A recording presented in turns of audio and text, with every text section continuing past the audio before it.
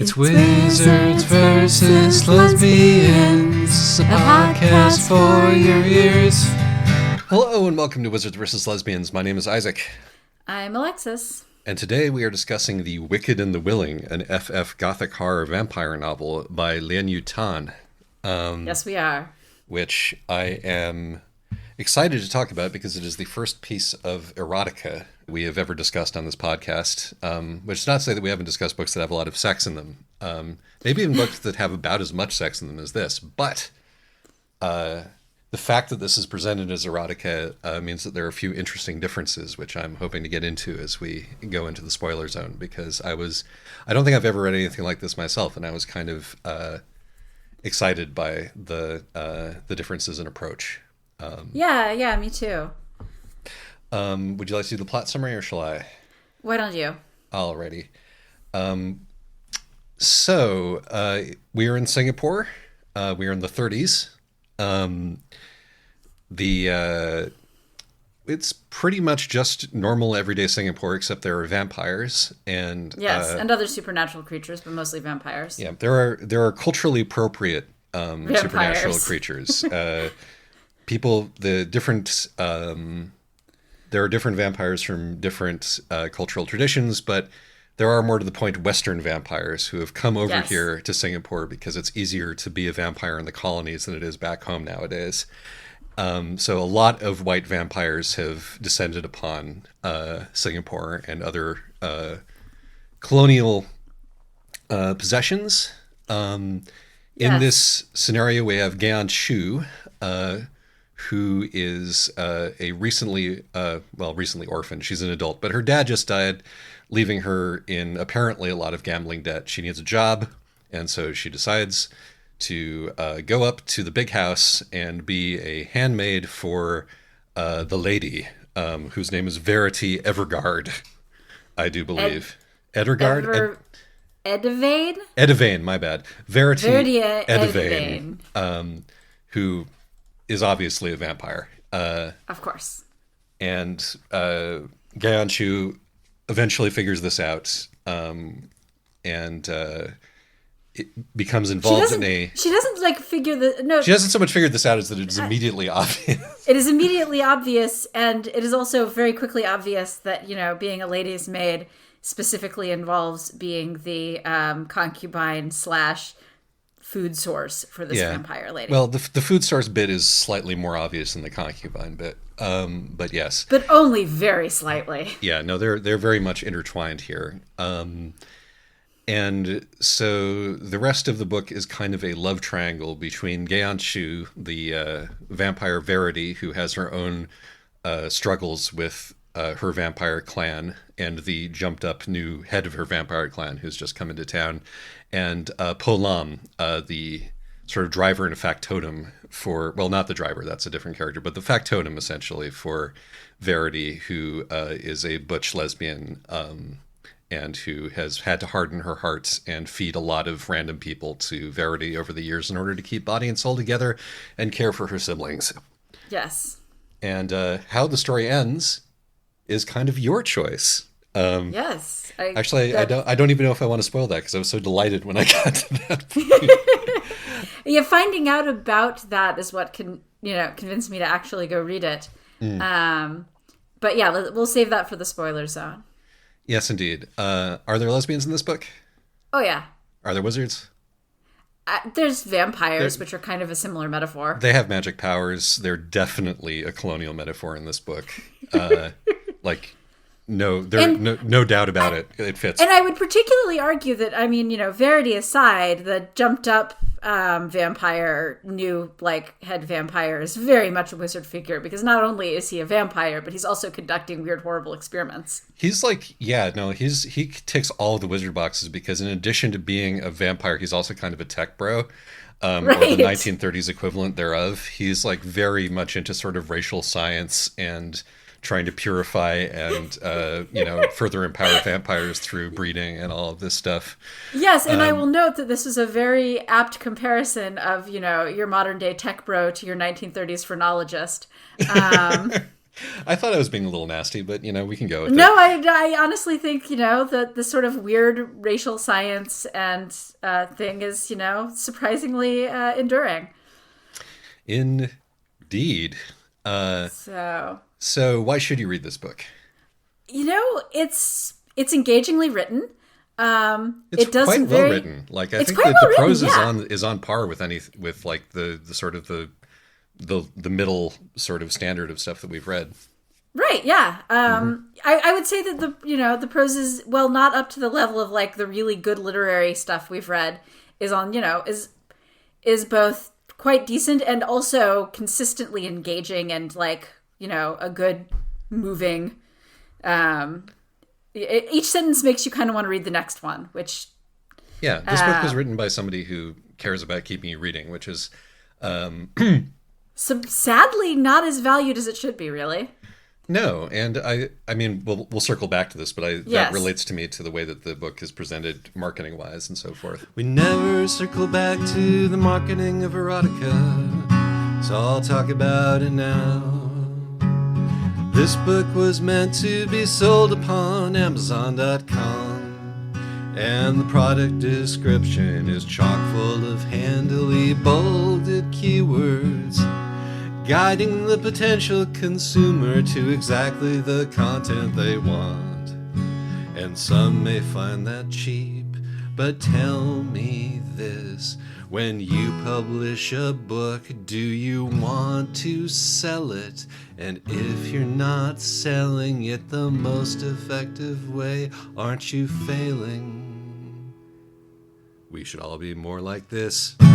Right, and I mean, then there's certain things, but I will also say that this book is actually doing some things that are fairly sophisticated.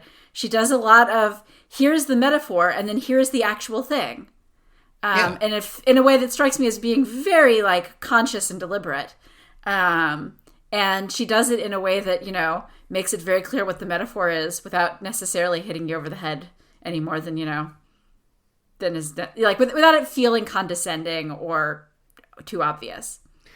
Yes. And I want to add, just because it's something that I really appreciate. This is perhaps the only book I've ever read that uses BDSM as a political and power balance metaphor, but also doesn't think that a top is necessarily a monster and gets into the nuance of how this can be good and bad or abusive or cathartic or and so on and so forth, Right. This is somebody who comes with the wants to. territory, but Right, but like this is somebody who's really using BDSM and a lot of the imagery around it and around like BDSM tinged erotica, and is using it to tell this story about abuse and colonialism on sort of the micro and macro level.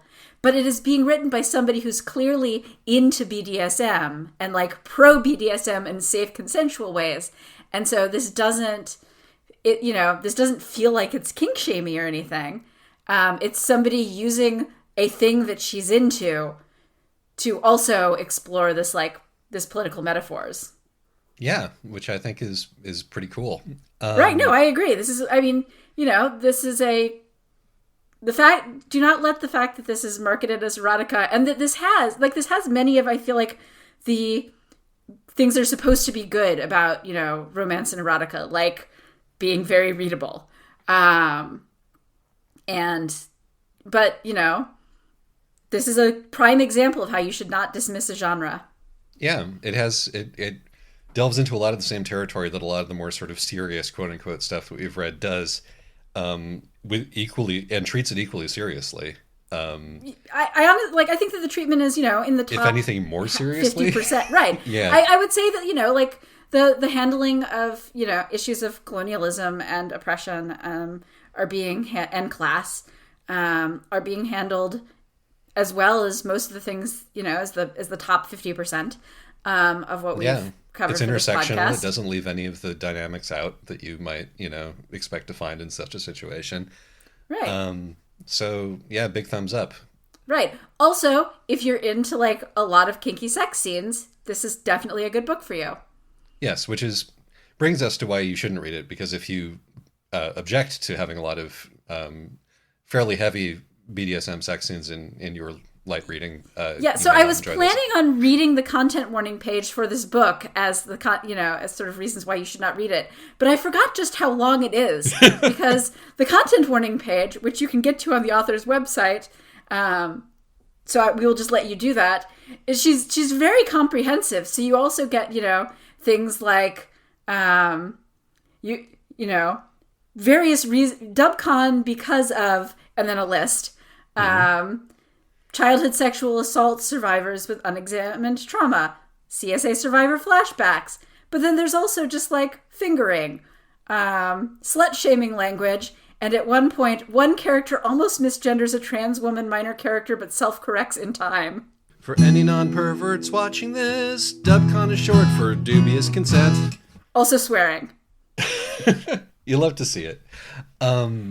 Anyway, so if you are thinking about reading this and content warnings are a thing that are useful for you, or you just want to read a very comprehensive content warning list, you can go to the author's website, leanneuton.com.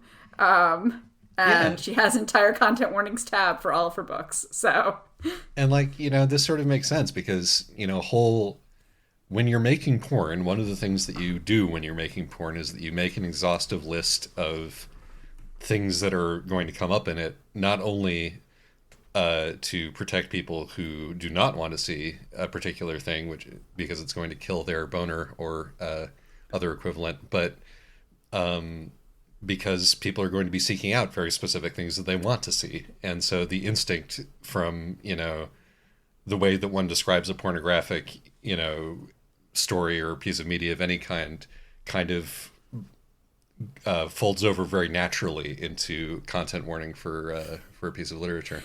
That's true. And, this very much, the content warning list in particular, very much reads to me as somebody who's coming out of the, contemporary AO3 fanfic scene where you tag everything. This is a tag list, yeah. This is a tag list. And, and I feel like that's actually a better use of content warning. That's a better framing than content warnings, because as you say, this could be a list of reasons to stay away. This could be a list of reasons to emotionally prepare yourself before you jump in.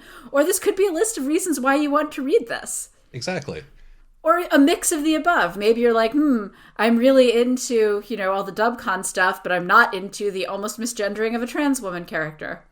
Right, exactly. Just sort of as an aside, a fun thing to do if you are bored of an evening is to go over to Archive of Our Own, which is AO3 for my dad. Archive of Our Own is the premier platform for hosting works of fanfiction on the internet. It's a not-for-profit, publicly funded, community-driven organization run by a governing body of elected officers, and as such, all the kids hate it, 'cause they don't remember fanfiction.net. Just sort of, pick a search term, pick a fandom or something, and then just scroll through the stories and look for particularly long lists of tags, because some of them are kind of found poems almost in and of themselves. Yes, some of them really are. They're kind of lovely. And they will often give you an image in your head of a much more interesting story than the story that has actually been written. But be that as it may, yes, I would say that the primary reason to not read this book is because it's dark, and it's full of, potentially triggering content, and depending on your own choices, which is a great way to sort of slide responsibility back to the reader, it's very bleak. So yes. So I think there's an interesting thing that I want to get into post spoiler zone about that. Well, do we have anything that we need to do before we go to the spoiler zone? Well, we've already warned you about we've sort of given you a content warning for the content warnings and directed you to the author's website. So, I feel like at this point you have a pretty good idea of why you should and or shouldn't read this book. I agree. So let's go off to the spoiler zone and discuss the... let's go off to the spoiler zone so that we can, take advantage of the spoiler zone and jump straight to discussing the ending. Spoilers. Keep them in their proper place. Yes, because the The thing that made me go from I like this, we should do this on the podcast too, we should definitely do this on the podcast, is that this story has a choose your own ending feature. Right. It's not a choose your own adventure. There's nothing else interactive about the book, but there's a choose your own. You get to the crucial point, and then you get to decide which ending you want. Yeah, which I mean, if your story is structured around a love triangle, which this one is, why not let the reader see how both choices on the part of the protagonist would work out in the end? Right, and it's great, honestly, because you can either read this story because you get to choose. Do you want her to? Who's going to live and who's going to die? Is she going to choose the vampire and sacrificing the butch lesbian who she's into? Mm-hmm. Or is she going to choose the butch lesbian who she's into with the understanding that the vampire is going to die? And this is great because if you're reading this and what you want is at heart a sweet romance, this sort of sweet romance about finding love in this very traumatic circumstance, then you get that ending, and that can be the story that you read. And if what you actually wanted the entire time was like dark, what you're really into is the dark, kinky vampire BDSM, then great, you can get that story. And I thought it was really interesting because I don't think that for a lot of books this would feel like a cop-out. Yes, it would. But I think that it's actually sort of more honest in a certain way to do it this way, because when you do a story like this, you're sort of open to criticism from either angle. It's like, okay, your main character makes it out of the situation in a way that would in real life be extremely unlikely. Yeah, it's one of those video games where getting the good ending requires cheating, essentially. Or but if you bring it to its natural conclusion, okay, you've made me some doom porn, what was the point of this? Am I supposed to come away from this feeling inspired or educated or just depressed about the state of the world? And so presenting both as options that the reader can choose, in addition to it just making sense with love triangle being the thing, and also such a common romance thing. You have will the lady go with the the cruel but beautiful and really good in bed aristocrat, or the the honest working person with a heart of gold who's repressed or whatever. Right. So it's why not either? And if you're a if you're a Patreon backer, it's not even a Patreon backer. It's just you have to sign up for her newsletter. If you sign up for her newsletter, it's free. Not, you can get the third ending, which is the this is how I think it probably would actually go ending, which is the bleakest of the three endings. Right. So I think for one reason, but okay, so here's the thing. Yes, love triangle, not, the sort of split ending makes sense. But, the thing is, often a book in a love triangle, any good love triangle, is not just about, do you want, hot boy A or hot boy B, but, what it's about the character making the decision about what kind of person he or she wants to be. Yes. And usually there's an obvious answer. I mean, you might have your one guy or other that you're rooting for, but there's usually an obvious answer of where the story has been going from the beginning. And whether or not you like it, where the character really, what's clearly going to be the choice that the character wants to make. Mm-hmm. And I think that this book does a remarkably good job of telling simultaneously two completely different genres of love story. So such that in the light of either ending, I feel actually does work and just changes your reading of the story. Yes, I agree. I mean, there are costs to this. The major one being Gan Chu's character is she's so passive. She is, exactly. I mean, as befits a person who is the bottom in this story. Yes. And not even a power bottom.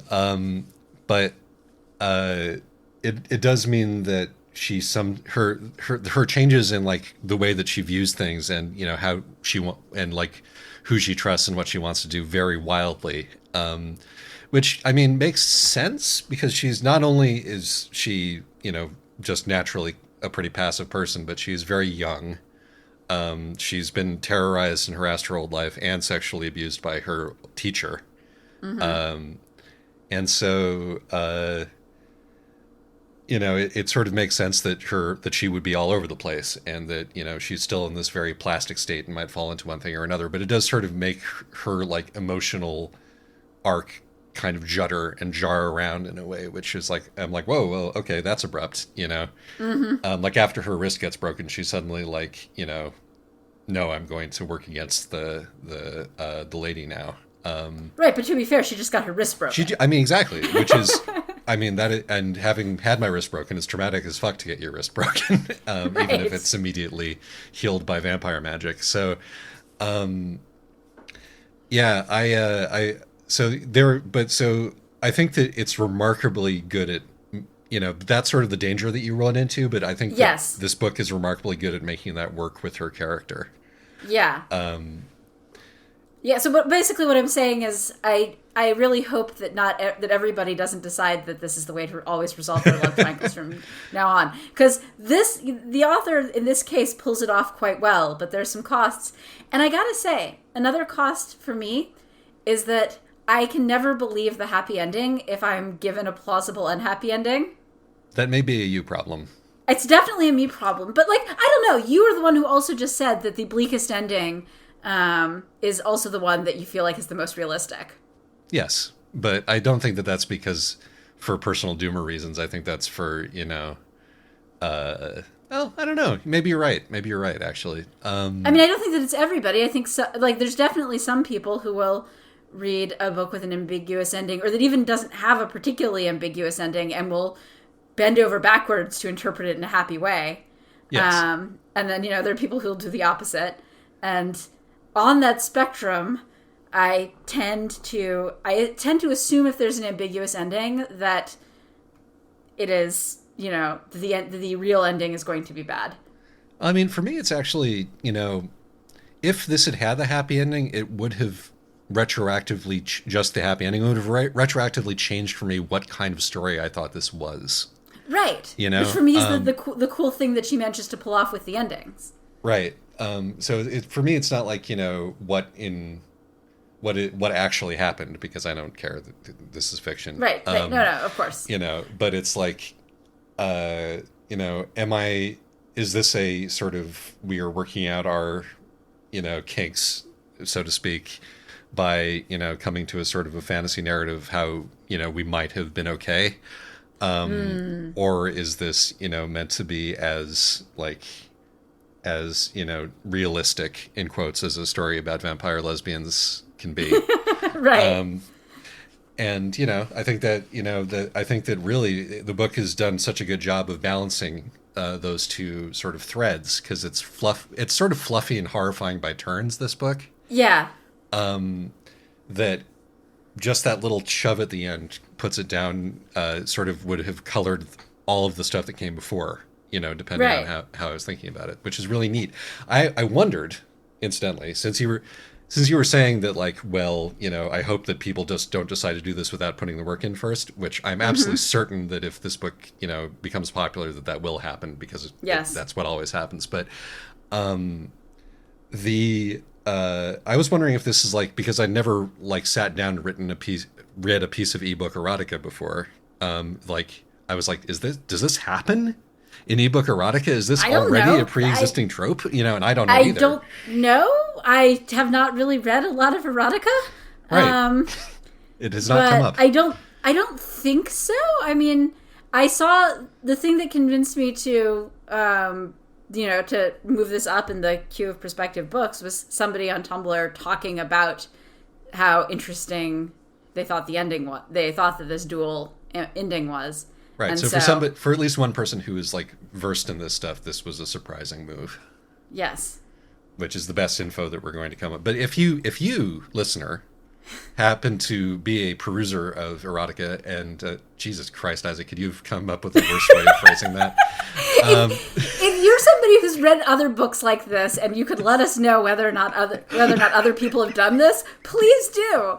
That's what I was trying to say. Because as you can tell by the way we're talking about this, we're not really as up to date on this genre as we could be. Right. And like obviously we're not judging. I really enjoyed this experience, but so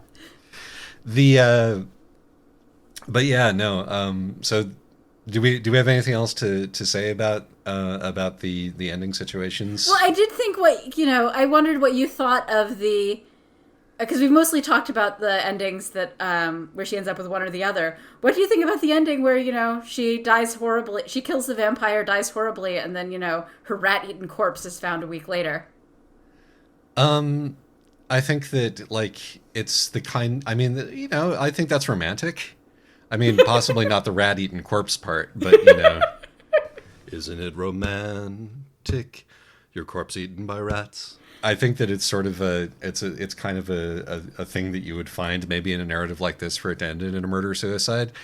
This because to me it feels somewhat like the way that an old lesbian novel would have had to end.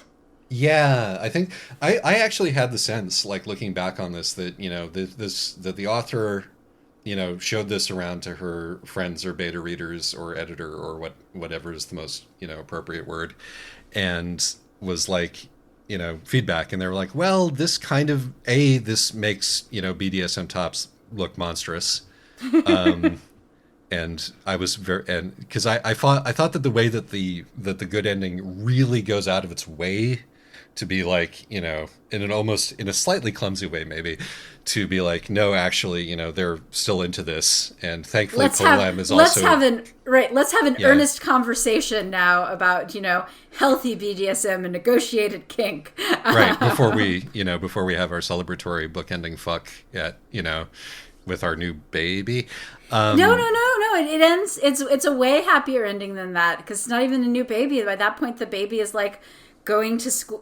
Going to school, and they're in a village where they're not even the only queer couple, and everybody's like, yeah, we'll just look the other way. We don't really care. Yeah, and I wanted to point out that if I were them, I would not be sending my children to be around nuns, but that's a separate issue. There's a limit to how many educational options, even in the absolutely happiest possible ending. You still can't actually... sitting down and having this talk with a child, if any of them ever touch you or look at you in the wrong way, tell us now, But, right. But be that as it may, it felt like a sort of, the secret ending or the bonus ending was the default. The sort of unprocessed cultural regurgitation ending.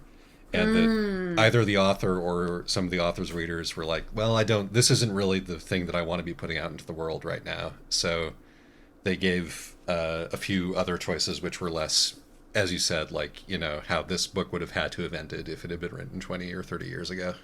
Right, or maybe 50 years ago, honestly. Or 50 years ago, yeah, actually. Pre-90s. I mean, I will note that the author's previous publication is a lesbian retelling of Hades and Persephone. So, clear, in her, this is her thing. Yeah, and, I'm glad to see it. Right, no, she's good for her. Mm-hmm. But yeah, no, because I think that there's if you discard the good ending, a lot of the sort of, so we want to talk about there's a lot here about whiteness, right? And the fetishization thereof, and the fetishization of whiteness versus Asian people, but also there's this thing where it's the vampire is empty, right? Yeah. She is hunger that can never be filled. That's her basic thing. Therefore, she is, what she is looking for in Ganshu and Pearl, is realness, right? Authenticity, life. sort of the I mean, and this is a Except, narrative that we've. Sorry, go ahead. I say, except only sort of, because she immediately smooths away all hint of, like life, yes, and youth, definitely, and vulnerable emotions and things like that.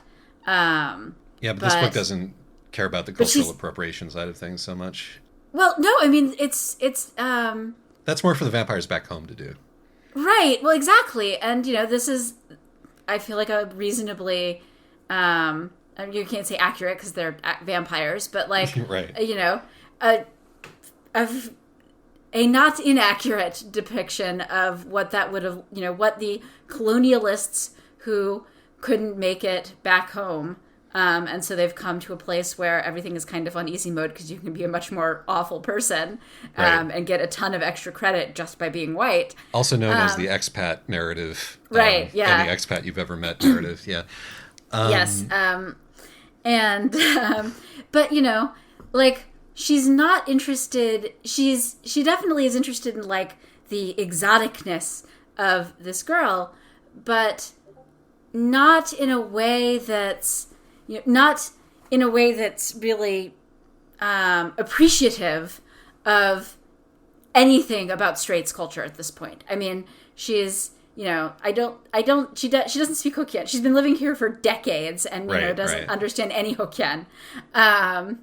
And she, in her own head, she thinks of Genchu as Pearl. Like, she doesn't even think of Genchu by her name whenever you get her perspective. So when it's Genchu's perspective, the character is called Genchu. And when it's Verity's perspective, the character is called Pearl. Yeah. So, well, that was actually sort of where I was going. Because this is not doing the sort of, I'm going to suck your cultural realness out, which we've seen a few other times. Incidentally, just as an aside, the movie Only Lovers Left Alive by Jim Jarmusch, if you like the way that vampires are treated in this story, that's a vampire movie which is basically like vampires are hipsters. Like, specifically vampires are white hipsters who are, going around the world trying to still feel alive a little bit. And it's a Jim Jarmusch movie. If you know who he is, you know what you're getting into. But it's very good and very pretty. But anyway, Jim Jarmusch is an insufferable man, an insufferable man, an insufferable man. Yeah, Jim Jarmusch is an insufferable man, but he can make a pretty movie. It's more focused on the youth and vitality and exoticness aspect of it, of Ganchu's body. And like, I thought that one of the more telling bits in the book, or one of my favorite bits, is where Verity is looking into Pearl's eyes trying to find her reflection, as a vampire. And, you can that's a great metaphor, because you can take it as, I'm looking for a common humanity, which I can no longer access because of my own monstrousness. It's the old, double consciousness, being an enslaver also warps the mind of the enslaver as well as the enslaved story. Right.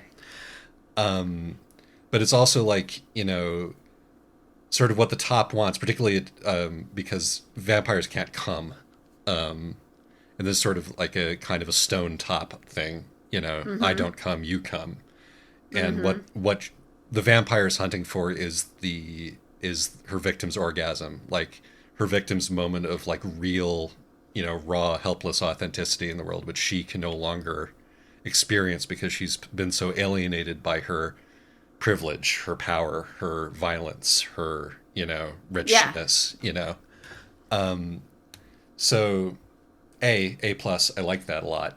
Yeah. But B, plus also you get a vampire looking for her own reflection. Like, this is what I mean by great job making the metaphor do like triple duty. Exactly. But if you don't have that ending, then you can come away from that being like, oh yeah, so that's definitely what, being a top in sex is, isn't it? And so I'm glad that ending was there. And it does sort of feel like the baby was there for the original ending, for the secret ending, where the baby gets fed to the vampire, and that's sort of the last straw as far as Ganshu's soul is concerned. But I'm not entirely sure what the baby is still doing there otherwise. Well, for the other two endings. The thing is that the baby is kind of a clarifying moment regardless. Because to some degree it is Verity's very casual, complete disregard for the baby, which has been just given to her as a gift. Which also, again, it's a very useful reminder of the ways, which we get at the beginning with Genshu's backstory. It's a useful reminder of the ways that brown children are completely commodified, even though you don't have like a formal, hereditary slavery society. This is still a society where people feel perfect, where, the wealthy colonizers feel perfectly entitled to just take a baby and give it to somebody. And, do whatever they want to young people. But I mean, and the way that Verity is just completely, like, Genshu keeps trying to be like, "What, you don't care at all about the baby? But, like, we can't let the baby die." Trying to, like, convince herself that there's still just enough humanity left in Verity that, she can work as a, mistress. Right. But I mean, we also get to, Ganshu gets to see Verity held up as a contrast to the new guy, the tech bro vampire, right, and his particular kind of monstrousness, which is outright, break him slavery, as opposed to which is just I'm going to kidnap servitude. this child and I'm going to kidnap this child and give this child to you for a snack. Right. But then the other thing is that the baby also serves another thing, which is that she makes the happy ending, even more idyllic and happy, because what can be happier than 5 years later, they're a married couple and they're raising their daughter together. Yeah. Almost over-egging the pudding, one might say. But, that's what it's there for. It's there to be the happy ending. Right, exactly. Mm-hmm. It's there, so the baby works well in the happy ending.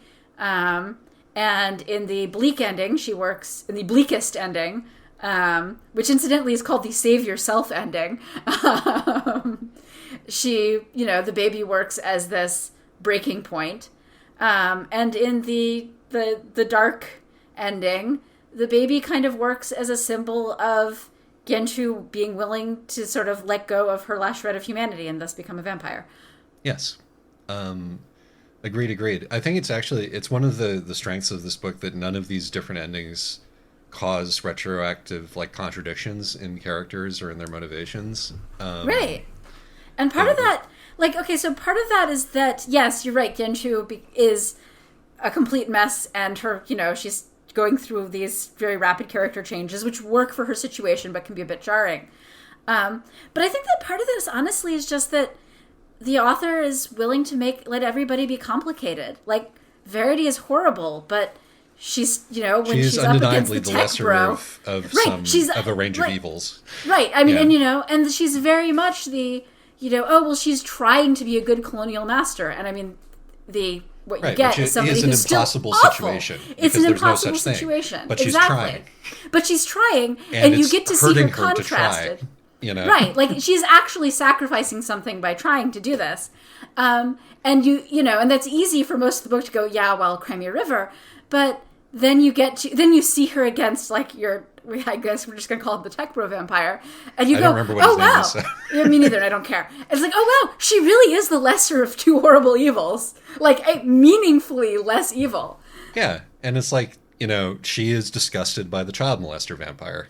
Right. Yes. And rips her to shreds. Right. In a cathartic moment, one might say. Right. There's very much a, I can forgive all of these things, but even I will rip apart the child molester, which, again, none of the other vampires will do. All the other vampires are basically like, she only molested, Asian humans. We don't care about either of these groups. Right. I mean, whether Verity would have cared without the personal jealousy aspect is another question. But yes. No, definitely. I doubt that Verity is not exactly a crusader trying to fix anything But But she can at least note that there is a moral distinction there. right, exactly. She's still capable of noting moral distinctions even as she's failing most moral tests. Yes. And, but this works partly, getting to see that there's somebody so much worse than Verity does also somewhat work in making, the dark ending kind of work a little bit. Because it's like, well, she's not going with the really awful vampire. Right. And, like, partly I think that there's definitely an ending for this where, in much the same way that Polam has become her factotum over these years, that Gaon Chu can become the subaltern and, become that sort of colonialized champion of the colonist, because we know that happens. Right. The collaborator, except not even the collaborator. The collaborator, I think, actually implies a degree of power, which neither Polam nor Genju have. Yes, but, I mean, she's not like the ruling class who benefit from letting the colonizers in, which that's a separate issue. But they're still, right. No, but they would be, after the revolution, they'd be up against the wall. Yes. Even in the good ending after the revolution, they'd be up against the wall. Yes. But and yeah, I mean, Polam, who's the happy ending, is still somebody who willingly fed tons of vulnerable young women to a vampire for decades. And sure, she's doing it to, help put her nieces through school or her sisters through school or whatever. But still, like, that's not a good person exactly either. It's just Polam is the one person who seems to have not yet made her peace with that. She keeps going, okay, well, I've drawn a line. And then Verity keeps crossing it, and she keeps going, okay, well, I'll draw the line a little bit further. And eventually she gets to the point where she can't keep drawing, lines. Well, yeah, and is just going to have to leave. I mean, this is a story that doesn't have good people in it. Right, exactly. And, as such, this piece of FF vampire erotica is more realistic than a lot of the other books that we've read. Right, and, this is one of the many ways in which, this is genuinely a sophisticated book. Yes. And it's, I do not think that this is the only, as we've established, we are very much not up to date on the genre, but I don't think that this is the only example. I'm sure that there's plenty of actually quite sophisticated erotica out there. Yeah, I have no doubt. It's just that, for various reasons, including embarrassment, these don't make their way to us as often as they should. And I hope and again, reader, if you are a aficionado, please feel free to recommend stuff. It's a connoisseur. Yes, but yes, but it is. This is like we can. Yes, we're getting a little bit of humor mileage out of the lesbian vampire dark romance book. Is actually one of the more complicated, thoughtful narratives we've read on the issues that are in all of the books that we read just about. I'm not saying that it's like ridiculous that is true of this. I'm being like, I wouldn't have thought that to look here for it, and sort of kind of making fun of myself for those. Right. No, exactly. And, and I just, because I think this is interesting because we had a conversation about chick lit way back when, and was it, is chick lit, were you being misogynist, Isaac, or is this, and just hating on an entire genre, or is this, is this particular example of it just not very good, or right? Or alternately, are there some problems baked into the genre? And we've got another book on the list, which I think will be useful for talking about that specifically in the chick lit context. But I think that this is a pretty good case of you should not dismiss a genre because it can produce quite good literature. Segue to praising little bits and pieces. Can I mention a couple of little touches that I enjoyed? Yeah. First of all, we arrived at page 2 of the lesbian romance handbook with the undoing of lots of tiny little buttons in this one, which I appreciated since since I laid out the handbook. And incidentally, if you have any more pages to add to the handbook, that jingle can always get larger. There was some real Utena ass crawling toward the person who really needs you over your abuser in the good ending. Yes. As, sort of Ganshu shoves Verity aside to try to get to Polam and help her, which I thought was, very good. And I appreciated that as a Utena fan. I loved it. And really just, I have praise for the setting, which was as like ethnically and culturally diverse as you would expect Singapore to be in this period of time. You really got the sense that you were in this, cross channel of different, cultural forces, including the English. I appreciated the appearance of the non-white vampires who hang out. Pontiacs. Yeah, the Pontiacs who hang out with the English vampires. That I guess they're the those are our subalterns. high-class collaborators. Right, exactly. Which was a good touch because they seemed fun also. And yes, but also still monsters, right. murderous But also, monsters. I really like that we get Bilang, who's also because you get to actually see. Oh look, there's also a low-class Pontianak, and it turns out she does not have access to the kind of high society that the ones at the party do. Yes, exactly. But she's also a climber, right? I mean, Yes. it's sort of always been her goal, whether she thinks about it this way or not, to become one of them. Yes, exactly. So that's a neat touch right there. It is, yes. Incidentally, if any of you want to read another story about Pontiacs, they're not lesbian, Zen chose The House of Aunts. Very good. Excellent. And also, there's a lot of discussion in this book about like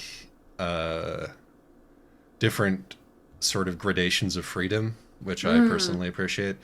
I have written down in my notes here the story of the monkey and the moon. There's a lot of moon-based sort of Buddhist parables. I'm meant in Buddhism, not in this book.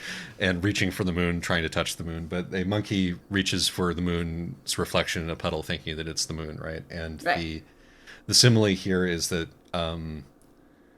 Ganshu is, because she is this like incredibly traumatized person who's been hurt by people who she should have been able to trust her entire life, from her sexually abusive teacher to her alcoholic father to her absent mother. She doesn't actually know what safety is, but she craves it. And so she is drawn toward the safety that Verity represents, but cannot... what's the word that I want? But like it's not real. It's this illusory safety. The false safety of servitude, which is like sort of the centrist, at least we're not immediately dying here position. Right. Well, and it's also the thing, the thing about that is that she's safe from things that aren't Verity, but she's not. But Verity herself is a danger to her life, and at several points almost kills her, either deliberately or accidentally. Yeah, and sort of like it's an illusion of safety in a world where safety doesn't exist. Right. Which is to a large part just the world. Right. But particularly in Singapore in the 1930s, as a poor, Asian woman without a family, or a poor Chinese woman without a family. What's her actual cultural background? She's Chinese. I think she's Hokkien, I'm pretty sure. Poor Hokkien woman without a background or without a family. I liked it. There is no place that is safe for her. And when she manages to embrace that, she can start building her own kind of safety rather than, attach her destiny to somebody else's who could choose to kill her at any moment without consequence. Right. And, it's... Polam uses this particular story to make that exact point, trying to convince her to run away with her. But, at least initially, it doesn't work. Yeah. Part of why it doesn't, know, part of why it doesn't work is that she doesn't feel like she deserves it. She, she still feels guilty for her dad's death and things like that. But part of it is also that, when she asks Polam, well, what would be what's our relationship if we're fleeing together? And Polam goes, well, we'll figure that out on the way. The important thing is to get away. And that's when, because this is a point where Gyantru really can't see herself, if Polam had said, come as my lover or whatever, then Gyantru could have framed this to herself as, oh, well, I'm not doing this out of selfishness. I'm doing this to make somebody else happy. Right, exactly. But because Polam isn't willing to give her that, yeah, Polam didn't give her that illusion as a stepping stone. Right, and I mean, as a result, she stays. Like, there's the different levels of illusory safety, and some are, perhaps better than others. I'm overall just really impressed with how, well thought out and considered and humane this book is. Yeah. And it features some pretty hot sex. So yeah, it turns out you do not have to pick one or the other. One thing I really liked, speaking of which, because you were asking about her background, I really like that you get to see, not only how multicultural Malaysia and Singapore are at this point. They're the same territory at this point. But also, you get to see, Gyantru is, I'm pretty sure, Hokkien-ese. So descended from people from Fujian province. And Polam is from Hong Kong and is Cantonese. You get to see they are different languages. You get to see people jump around from language to language and the ways that includes or excludes different people, which I thought was really well done. And really useful in sort of establishing a lot of the social lines around the house when Gyantru was first there. And I also enjoyed going back to the idea of authenticity. Not only does she call her Pearl, but also the first thing that she does is give her a makeover where she's not getting a makeover to look Western, but she is getting a makeover to look not like a traditional Chinese girl anymore. She's getting a makeover to look like, she's got her short fashionable haircut, and she's wearing all of these form-fitting qipao all of a sudden. Yes. And, which is sort of the... If Verity had been a weeb, she would be in a kimono. Right. Or possibly a schoolgirl uniform. But it's not just that. It's not just about that sort of exotification. It's also that, this allows Verity to pitch this to her as a sort of uplifting. Yes. And, and a privilege. And it's also about this very specific fetishized thing, which is, this the Eurasian, the people who've been, who are either part white or who've, sort of adapted some elements of European culture under colonialism. And that that's what ends up getting fetishized, not your everyday, because it's a very different approach to authenticity. Right. And it's an because you said if she were a weeb, she'd be in a kimono, but that's a very different thing, right? Right. You're right. It's, you were closer when it was if she were a weeb, she'd be in a schoolgirl uniform. It's this specific fetishization of the colonial subject that has been, made a colonial subject. I think that you're absolutely right. And that is a really good point. And again, that's why, Pearl is this name that's kind of exotic, but has also been made palatable. It brings Pearl Buck to mind. Right, exactly. But yeah. Oh, here's another little thing is that at one point Polam calls Gyantru a running dog. Which this is a term that I learned from old Doonesbury and Pfeiffer comics in the in the context of the Vietnam War. In the context of the Vietnam War, exactly. But I don't think that I ever really understood what it meant, in the particular insult involved there. until I read this book, because it's like, oh, the dog is running at the heels of its Western master. Right. That's the idea, which I had never somehow internalized before. I'd sort of been focusing on the dog part. Right. Well, and this is also in a cultural context where dogs are less valued. Right. And like, I understood that element. Yeah. But, yeah. But it was specifically the servile nature of the dog rather than like the, sort of the culturally low aspect. Yes. Yeah. And it was, and that's also a good example of Polam being, really quite, like, again, not exactly the perfect alternative. She can also be quite cruel. And, yes. It's very pot and kettle to call Yanchu, of all people, a running dog when Polam has been, as I keep saying, feeding vulnerable young women for decades. No, what she's actually accusing Yanchu of is enjoying it, whereas Polam has not allowed herself to enjoy it. Yes. And, and I think it's also just like you see all of these people are projecting their issues all over each other. And this is very much, I think, Polam throwing her own self-hatred as an attack on Genchu. Yeah. I agree. Well, do we have anything else I don't really have any complaints beyond the sort of like the pacing and character development felt a little bit shaky, which in retrospect is because of the gimmick, which again, which as we discussed worked really well. But do you have any complaints before we wrap up? No, I think that this is a really interesting, strange, entertaining, thoughtful piece of work. Agreed. So next time we are going to be doing, drumroll please, what are we as doing Isaac next has time? lost the... Oh, the Book Eaters! We're doing the Book Eaters next time. Oh, we are doing the Book Eaters next time, yes. Excellent. Yeah, I think I'd heard of this book outside of a Wizards versus Lesbians context. But that should be... So I'm wondering if it's like it's had some more mainstream traction, but it's another vampire story. Sort of, yeah. Sort of, kind of.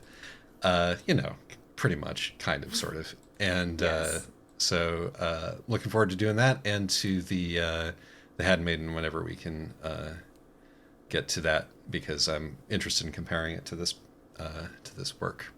Yeah. All right, but until then... thank you as always. And send us your recommendations. Please do. Flood us with erotica. Or really anything you think is interesting. Yes, agreed. All right. Bye-bye. Bye. We're thirsty little flowers. You have to water us with new book recommendations or we die.